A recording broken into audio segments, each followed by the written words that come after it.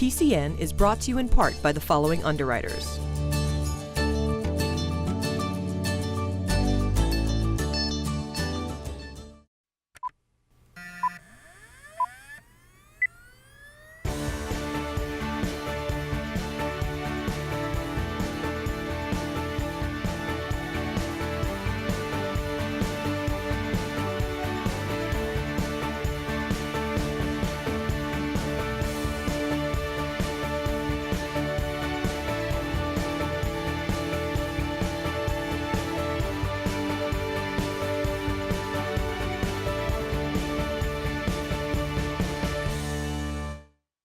Welcome to PCN, local stories from the South Shore. Tonight we meet the woman behind South Shore Organics out of Pembroke and the woman behind Hippie Pilgrim located in Plimpton. We take you to Silver Lake High School to learn about cutting boards that the students are manufacturing. And we take you to the Excellence in Community Service Awards from the Duxbury chapter of the Daughters of the American Revolution. PCN heads to Plymouth Library for a talk on immigration and sanctuary cities, and we learn what a sticker shock campaign is from Piappi's in North Plymouth. Town Talk brings Kingston's town planner to the set to talk about some of the important things happening at the Kingston Town Meeting, and we start at the Plymouth Library.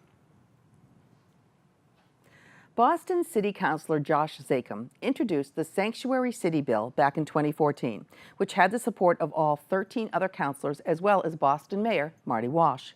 With the success of the program in the city of Boston, Zakum would like to see his plan implemented in cities and towns across Massachusetts. The Plymouth Public Library recently hosted a forum where he spoke on the matter of sanctuary communities. It's important that Massachusetts does this. Other states, California, New York, probably many others, are considering similar legislation. Josh Zakum, he's an attorney in Boston, a Boston City Councilor, and he introduced a bill into the legislature in regard to sanctuary cities, and he's going to be speaking today and explaining to us how that worked in Boston. And it's really to educate us, including myself. I know very little about this issue, and it evidently is a hot topic. Well, I think obviously it's something that's been in the news a lot in the last few months. In Boston, I wrote our Boston Trust Act now almost 3 years ago that we've had in place, which essentially says the Boston Police Department will not detain anyone based on their immigration status. And obviously since the elections in November, more and more cities and towns have been proposing similar versions or at least exploring it. I think it's an important way to say we're going to use our public safety resources locally, and we are not going to work to enforce a failed federal immigration policy. That's Washington's problem. We have our own issues here, obviously in my case in Boston and around Massachusetts, and that's what's I think most important. When folks who are victims or witnesses of crimes are able to come forward without fear that their immigration status will be an issue with local police, we're all safer. They can testify, they can report crimes. Often victims of domestic violence and sexual assault are especially afraid to come forward. And it's also saying that we have very limited public safety resources in our communities, and those should be spent where they are most needed, and that's about protecting us. That's not about enforcing a failed federal immigration policy. And there's currently a bill up at the State House called the Safe Communities Act that would extend these protections that we've had in Boston, and Cambridge, and Somerville, and other communities around Massachusetts statewide, so that our state police and our state agencies and our sheriffs can focus on public safety as opposed to immigration policy. This is important to all Americans and should be important to all Americans, and to educate and to find out and to understand what the issues exactly are. And I hope when we walk away from today, we have a little more idea of what Boston is doing. In the city of Boston, this has been a positive for our public safety. We've been able to restore trust amongst our communities. We're able to put our resources where they need to be. And it's important that we're all speaking up with one voice, and I certainly hope that other cities and towns are going to join in this. And I certainly hope to see the statewide bill passed. And, we can do it city by city, town by... So sanctuary cities is a very prominent subject in today's society, not only here, but all across the country. Yeah, and it was a pretty noble thing for him to propose this back in 2014. There's still a bill out there that they're trying to pass, so I think having a meeting like this just allows people to kind of understand. You hear sanctuary city, and I think for some people, it instills a little bit of fear, and I don't know what it means. He kind of brought it down to, here's the basic thing, here's what it is. Sure. And it was nice. There was like an open discussion. People were able to come up to the mic, ask questions, and it was just a great thing he's doing, and we'll see where it goes from here. Yeah, so more to follow. Luke Schreifer teaches a manufacturing enterprise class at Silver Lake Regional High School, where juniors and seniors are given startup cash to design their own company, create a product, market it, sell it, and turn a profit. PCN stopped in to learn more about this unique class. Manufacturing Enterprise is a class for juniors and seniors at Silver Lake, and what happens is they're giving essentially $300 in startup cash, and they have to design their own company, create a product, market it, sell it, and turn a profit. For this class, particularly for Manufacturing Enterprise, it's 100% student driven. So the students come up with the product, they create the hierarchy of their company, they choose what's going to happen and when it's going to happen and how they market it and what they do with the profit. And so I really love when students get to engage and get to experience their own creativity and accomplish their own goals set by them versus set off by myself or a different teacher. I'm really proud of this course. I'm really proud of this class, actually, this Manufacturing Enterprise class. They're making cutting boards. They've really come up with a nice, high-quality product. It shows their craftsmanship, shows their ability, which I'm really excited about. Some of these students I've had for 4 years, and I'm really proud in what they've accomplished. So there's actually a lot of complexity to this course. Like I said, they get $300 in startup cash, and they have to create a product that they can be proud of, that they can sell and try to turn a profit. But there's a lot more to it than that. So they have a CEO, a president, a vice president of marketing, production, finances, and everything. And so they're really trying to create their own company, their own product, and run it just like a professional business outside of any school system there's ever been.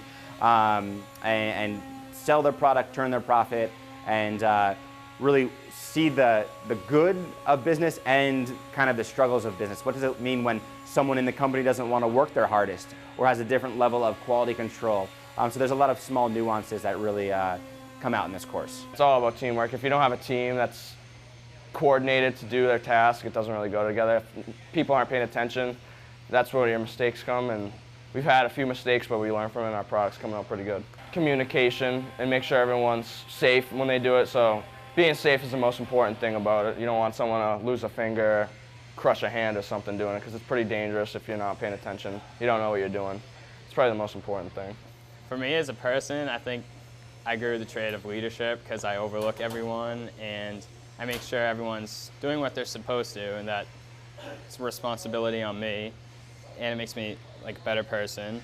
My favorite part has to be seeing the final product. Once it's all done and what we accomplish, it feels good to see what we can actually do when we work together, and the final outcome looks pretty good.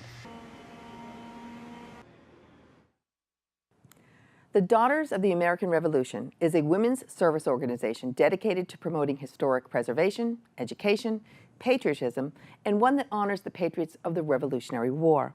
The Duxbury chapter recently presented their Excellence in Community Service Awards, honoring local residents Cheryl Caputo and June Gillette in recognition of their contributions to the preservation of the Burial Hill Cemetery in Plymouth and its inclusion on the National Register of Historic Places.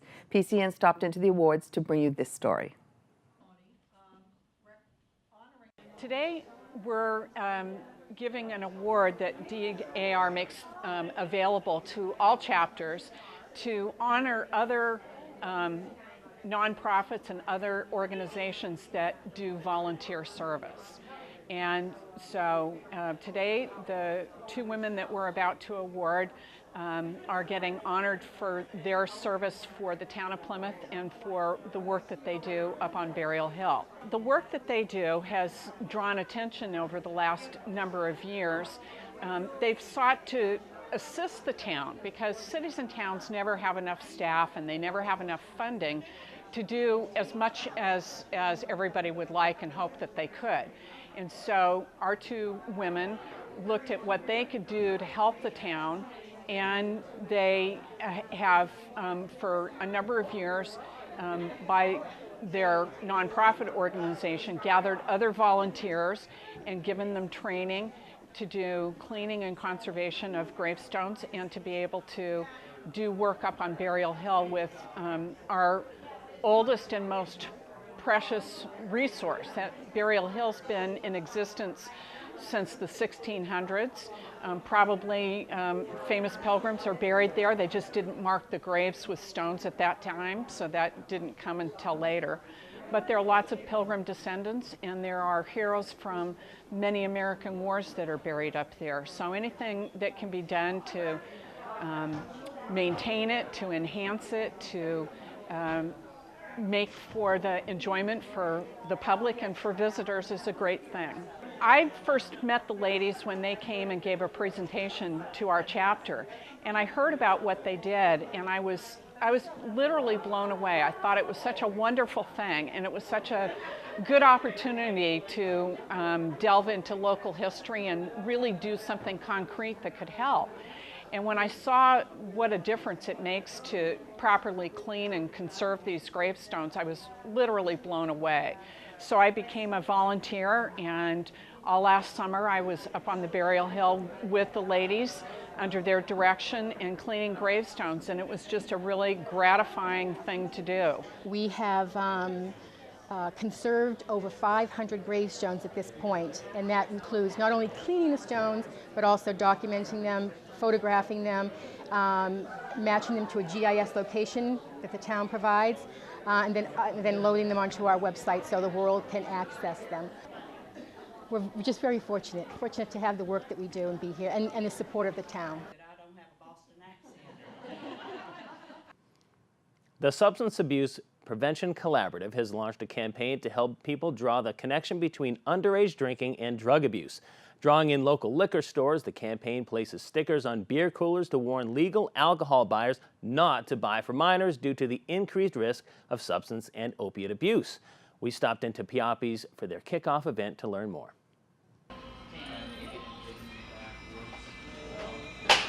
So the sticker shock campaign that we're doing in Plymouth, Middleborough, and Carver, and we're doing it as a strategy for the substance abuse prevention grant that the 3 towns were awarded as a regional group, the Plymouth cluster.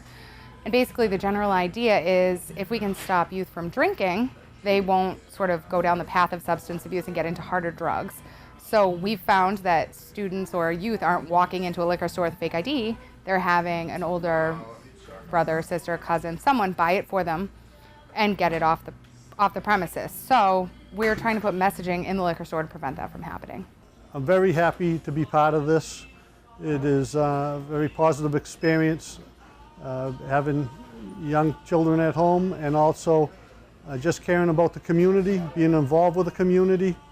I want to do everything we can do to prevent anything bad from happening. Well, I have 2 young ones at home, a 12-year-old and a 17-year-old. And I know I would not want my children receiving alcohol. People can make some very bad decisions when they're impaired by alcohol. And I say to everyone, if a youth asks you to buy alcohol, just say, no, I cannot. I love you too much. Yeah, the Sticker Shock campaign is really a big deal for not just Plymouth, but I think the entire county. And our substance abuse collaborative grant that we have with Carver and Middleborough has really been a great partnership and relationship for us. We've been able to do these type of events in all 3 communities. So we're happy to be here in Plymouth. I think people need to know that underage drinking is a big problem, not just here in Plymouth and not just in Plymouth County, but throughout the country.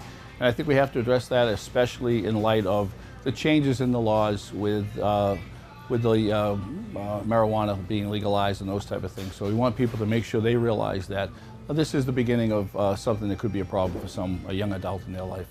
I think for the Sticker Shock campaign, the ultimate end game would obviously be to reduce retail access for youth to alcohol. I think that an excellent outcome would be to sort of change perception surrounding drinking. We hear a lot of parents, adults in the community sort of say, I did it when I was in high school and I'm okay. As long as they're not driving, they're being responsible. I'd rather have them at my house so I can keep an eye on them. They're not seeing the connection with all the overdoses that we're seeing, that those kids didn't wake up one day and use heroin. Most of them, a high percentage of them, started drinking at a young age and moved on to harder drugs. So it is something to be really concerned about. They're kids. They don't need to be using substance.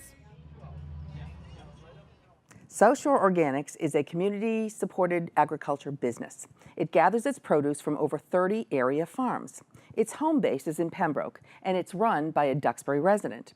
PCN met up with the founder at Colchester Farm in Plimpton to learn more about the path that got this woman passionate about all things organic.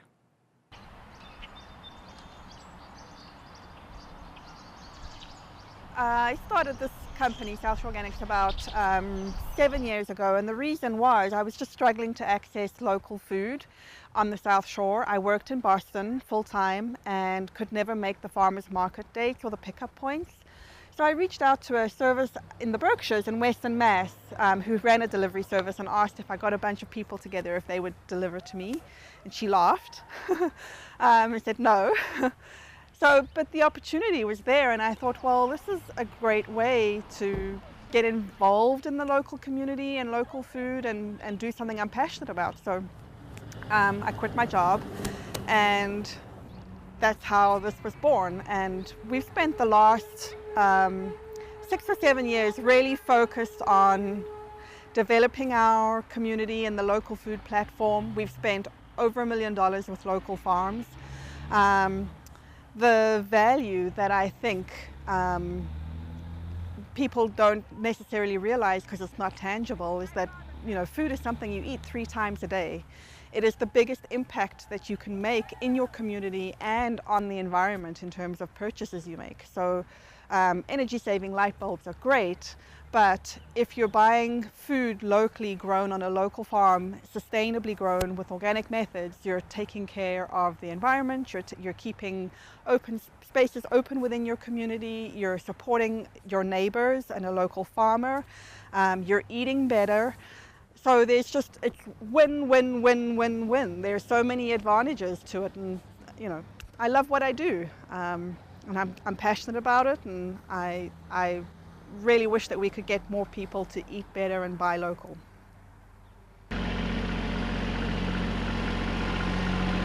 One of the farms that we work with regularly is Colchester Farm here in Plimpton.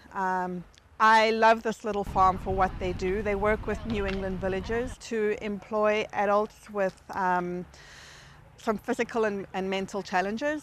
So they provide a positive work environment for these adults that live within our community, and in return they help feed the community and feed themselves. The food that they grow is always absolutely gorgeous, and when you come to visit the farm, you're always welcomed with a friendly smile, and there's so much pride in what goes on here and in the work that is done, and it's so heartwarming. Why wouldn't you buy local?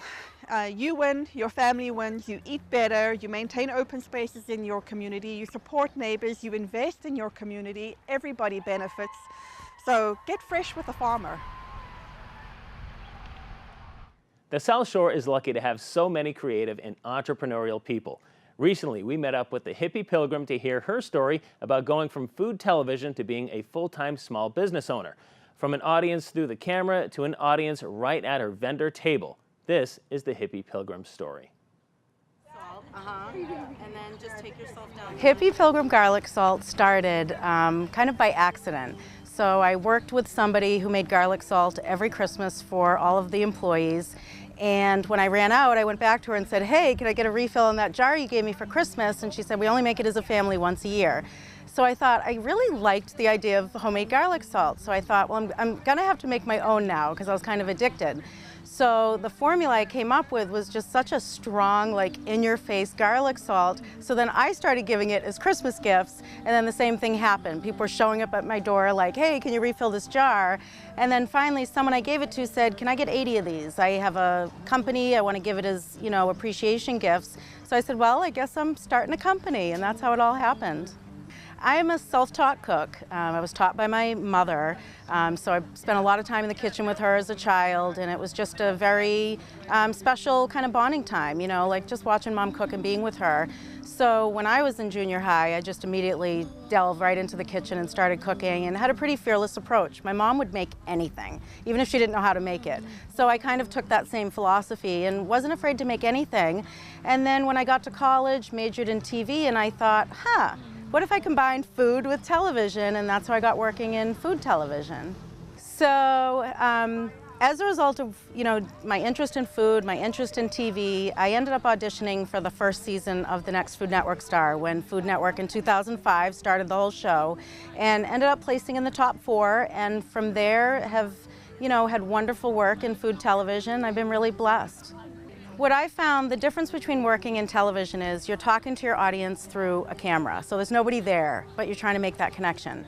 With farmers markets and being a small local business, your customer is right in front of you. So for me, it's exciting to just convey my own enthusiasm about my product, to explain the garlic salt. I give them a million different ways to use it, and usually at my table I hear, "Oh my God, you're getting me so hungry," or "Wow, there's so many different ways to use this," and it's because I use it every day. I love to cook, and I think it's just really special being part of this local community of small vendors that make a living doing what they love. I quit my job of 11 years just to do this, and it's been a blessing and wonderful, and I love having this as my office. Today, Town Talk brings Kingston's town planner, Thomas Bott, to the set with us. Welcome, Thomas Bott. Thank you. Thanks for having me back. Thank you for coming on such short notice. That was really appreciated. You are the town planner, which means you do everything to do with planning where things go in the town, clearly. There's 2 things we want to talk about today. One is 40R and one is zoning changes, zoning bylaw changes. Yes, so talk to me, what is 40R and why is it applicable right now? Right. Well, as you know, we are in the midst of town meeting. Yes. And these are a couple of articles that are on the floor for town meeting. 40R is a provision of Massachusetts general law that allows for affordable housing developments with more carrots than sticks. Okay. 40B is sort of a stick. We're going to pummel you with 40B. Okay. 40R is an option the town can opt into. Okay. It's similar provisions as far as the rate of affordability and things like that. In this case, the town would opt into it. Okay. Under 40R, there are incentives for the town. Okay. Now, the 40R that we're talking about, the space that we're talking about is where? Is the MBTA station. Okay. Now, the MBTA station in Kingston has a huge parking lot, which is not being utilized? There's an 1,100 car parking lot. Wow. We've been talking with the T about this for about a year or so now. Yep. And they would like to take this parking lot and develop on top of it. Not they would do an RFP. They would spin it out to a developer. The developers bid on that. And those developers would come to the town to try to get something built under the bylaw, the current bylaw, which has about a 17-page application process or design standards. Buildings have to be LEED certifiable. Right. So under 40R, and the town already has a 40R on the property next door. 100 acres of the Mary O'Donnell property that now has 3 wind turbines on it. So about 60 acres of that is sort of not usable for development. Okay. They may squeeze a couple units in there. So this is to extend the 40R development onto the T's property.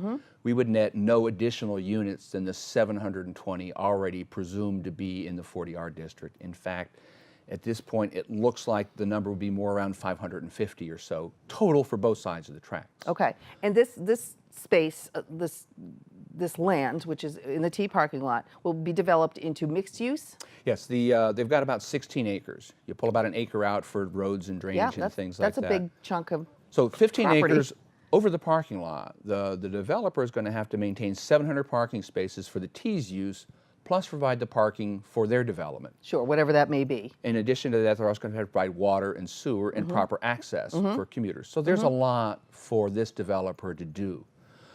Under 40R, we received a $600,000 incentive payment when we approved 40R back in 2007. And From who? From the state? From the state. Okay. This is part of the provision. These are the carrots in 40R. Okay. So you get $600,000 for adopting the zoning, and you have 3 years to build something. Okay. In 2007. State would like their money back because we didn't get. We didn't build anything. It didn't happen. Yeah. So they get their money back? Yes, they would like their money back because they gave us the money to develop something, and we haven't. Can we push that forward and use it for this? Well, this is the discussion I've been having with the folks at DHCD, which are one of the partners we have in creating this kind of zoning. Okay. It is. There's a lot of levers with working with the state, working with the developer, working with the town on 40R. So for every 40R unit that we put on the site, the state also provides an incentive of $3,000 per unit. Oh, that's great. So at this, on the MBTA side of things, we're looking at 15 acres. 40R typically has a density, a maximum density about 20 units per acre. So we may see 300 units of housing on the T site. And once again... And if I was a commuter, a young person that it's a single person, or maybe I have a roommate and I have to commute into Boston every day, what a perfect place to live. And it may work out very well for you and your roommate because these are mostly 1 and 2 bedroom units. Right, right. You can't have When you 3 and look at 4. trying to put those number of units on this site on 15 acres, they're not going to be 3 bedroom units. Right. In fact, previously we did the fiscal analysis for the 40R for 720 units in 2007. Those looked to be revenue positive, and those included a number of 3 bedroom units where the single family houses where the wind turbines are at now. Right. So we don't anticipate, we Right. expect seeing less 3 bedroom units, more 1s and 2s, but we don't know until the zoning is changed, the MBTA does an RFP, and a developer has to come in and comply with the zoning bylaw. So this is all, hopefully we'll have this going forward. This is the first step in moving on some sort of development on the T side of things. Which would be great. Interesting enough, in 1998, when I came up here from Atlanta, because we say Atlanta up here, I talked to the T about every transit agency in America is putting development on their property. Right. And we have a surface parking lot there. Right. So here we are 19 years later, and I'm glad to see the T's finally realized, you know, this is something people do. Yeah, it's a smart move. Now we have about a minute left.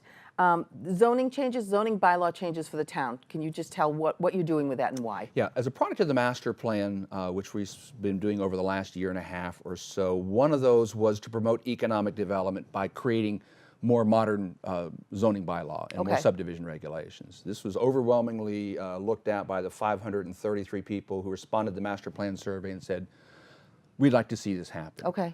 Our zoning, 1992, is same or contemporaries with Win 3.1 in Wayne's World. Okay, it's very old. Both stellar, Archaic. both stellar in their day. Yeah. But maybe a tad rusty around the Right. edges. So this would look at taking a complete rewrite of our zoning bylaws and looking at all those various components of the zoning. And you're going to get that done. Town you're the meeting- master planner. Town meeting resumes Wednesday night. Will be June 4th if necessary as well. Try to get it done. To move through these and a lot of other things. So if you're watching at home, come to town meeting. All right. Thank you, Thomas Bott. Thanks, Julie. We'll have Thanks you for again. having me. All right. And Take thank care. you for watching. We hope you enjoyed the show. To find out more about PCN, check out our website. Please sign up for PACTV Community News channel on YouTube to see all episodes and like us on Facebook. Follow us on Twitter for links, news, and behind-the-scenes fun. Stay tuned as a brand new Life is coming right up.